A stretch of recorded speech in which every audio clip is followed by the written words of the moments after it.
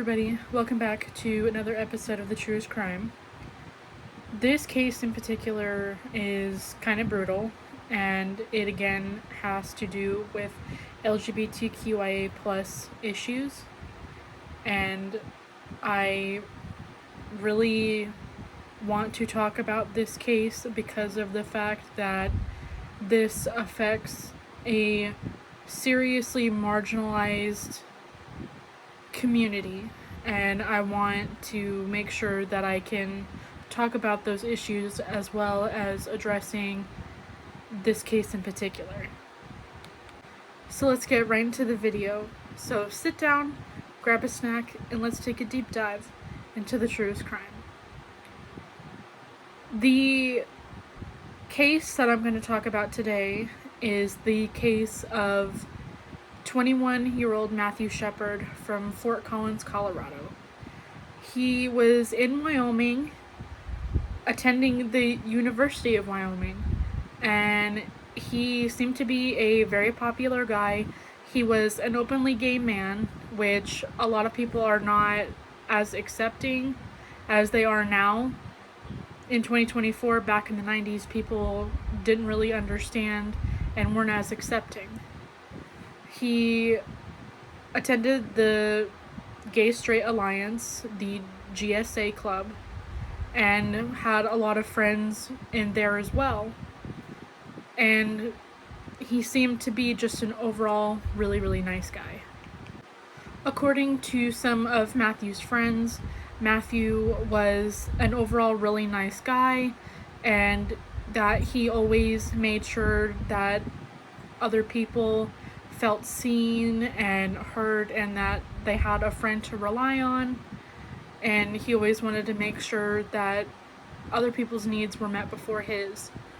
And I think that's very admirable for being as young as he was, and for somebody who was openly gay.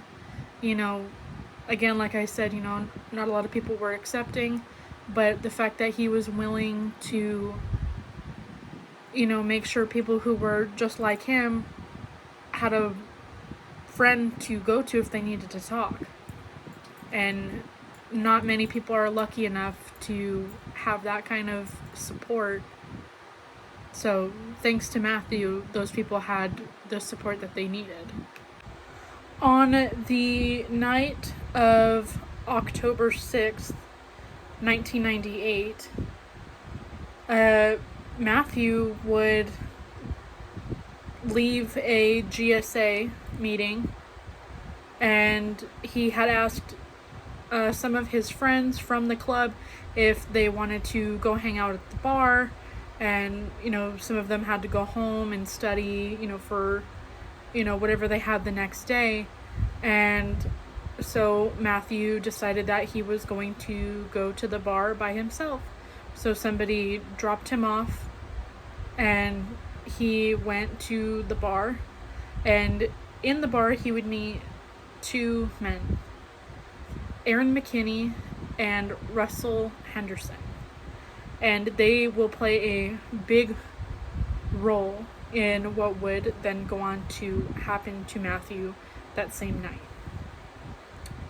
And it is very, very hard to hear, so viewer discretion is advised in this next part. Now, McKinney and Russell Henderson would be with Matthew that same night that what would happen to him would happen. And it would turn out that both McKinney and Henderson were the perpetrators in this case. They would essentially lure Matthew to leave with them and gain his trust, and they would leave in, I believe it was McKinney's truck, and they would drive out to some remote area. And this is where things get extremely, extremely disturbing, and I very much suggest that viewer discretion is advised. When the three of them showed up to this remote area, both McKinney and Henderson would take Matthew and tie him to a fence. And once he was tied to this fence, McKinney would just start beating him, and then Russell Henderson also joined in, and they just both started just brutally beating him. And one of the two men actually took the butt of a certain item, a pew-pew, if you will, and hit him in the back of the head with this item. And because of the blunt force that was blown to the back of Matthew's head, it would actually go to sever his brainstem, which would then end up being fatal, unfortunately. And after this, the two men would drive away, leaving Matthew for dead. And there is some good that comes with this, as somebody who was, I believe, hiking saw Matthew in that state and called an ambulance, and Matthew was then rushed to the hospital. On October 12th, 1998, Matthew Shepard would unfortunately pass away from his injuries, as his injuries were too severe for him to recover. He was in a coma when they were trying to treat him, and the first hospital that they took Matthew to unfortunately weren't able to help him. So then he was taken to another hospital where they had easier access to more life-saving treatments, but because of the fact that Matthew was in a coma, it ended up being irreversible, and he unfortunately never woke up. And this would also be the day that the two men would be apprehended and charged with first-degree murder of Matthew Shepard. In recent years, since Matthew Shepard's passing, hate crimes against sexuality and gender are always going to be considered hate crimes, but there are 15 different states that have not implemented the sexuality and gender under the hate crime laws. And this is extremely dangerous, not having these laws implemented, because there are southern states and other states in general that are not accepting of LGBTQIA plus individuals, and there are people that will go out and do these kind of things to people because of the fact that they don't like their sexuality, they don't like their lifestyle, and that's nobody's business. And love is love, and if somebody doesn't like it, then oh well, they will have to deal with it, because nobody can tell another person that they can't love who they want, they can't be who they want to be. And a big part of that is, especially now in 2024, a lot of the crimes that are happening are against transgender folks, and not a lot of people have that protection, and it's going into now where we need LGBTQ rights, and we need to make sure that there are laws that will protect LGBTQIA people. That's the most important thing in terms of issues regarding LGBTQ plus individuals. I am now going to talk about my feelings and my thoughts on this case.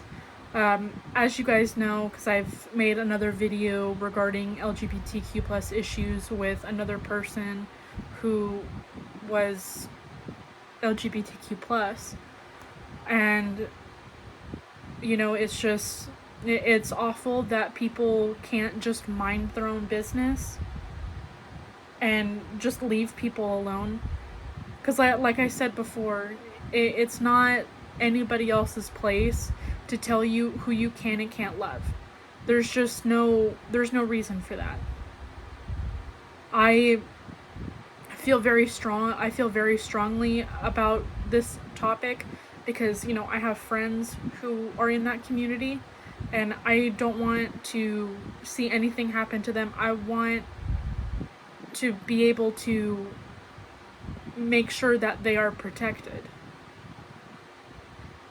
Having the laws are extremely important. Not only back in the 90s, but in 2024, as I stated before, it is extremely important that we have those laws implemented so that way things like this case that happened to Matthew Shepard does not happen to anybody else.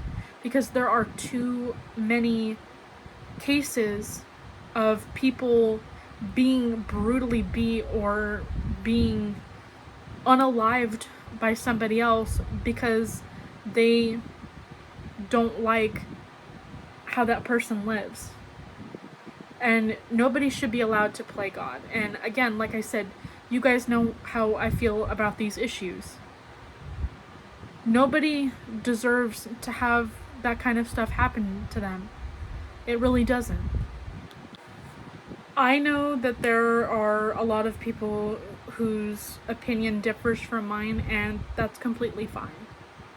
I know that not everybody feels the same way that I do.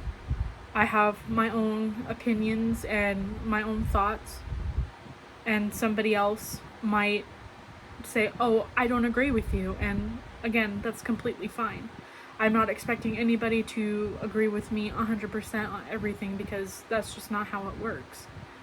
But I want to be able to shed light on these issues as well as shed light on the person who was affected by these hate crimes. And it's not just LGBTQIA people that we have to worry about, but it's, people of color that we have to worry about, them being brutally attacked.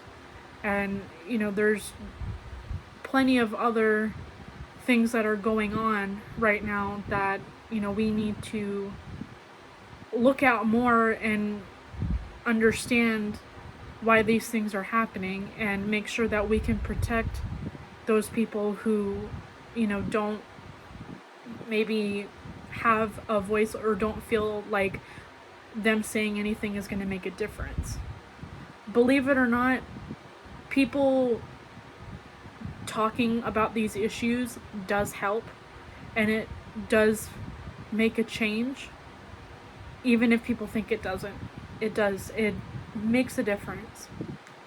Now, this is where I'm going to end the video, and as I said last week, I will not be able to upload on Friday as I will be going out of town. I am going to be graduating college, so I will not be able to upload on Friday, and the video will be uploaded on Saturday.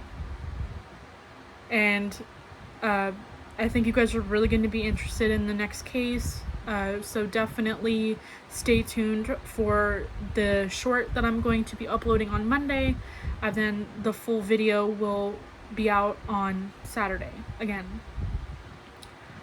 Now, if anybody has any cases that they would like me to research and talk about, please let me know down in the comments, and I will be more than happy to go over these cases, and I really want you guys to be involved in these videos.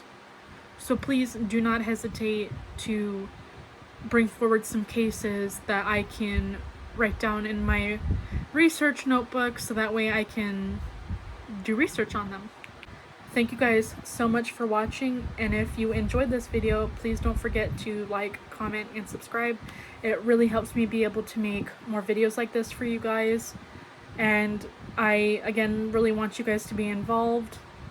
So, again, thank you guys so much for watching, and I will see you on another episode of The Truest Crime.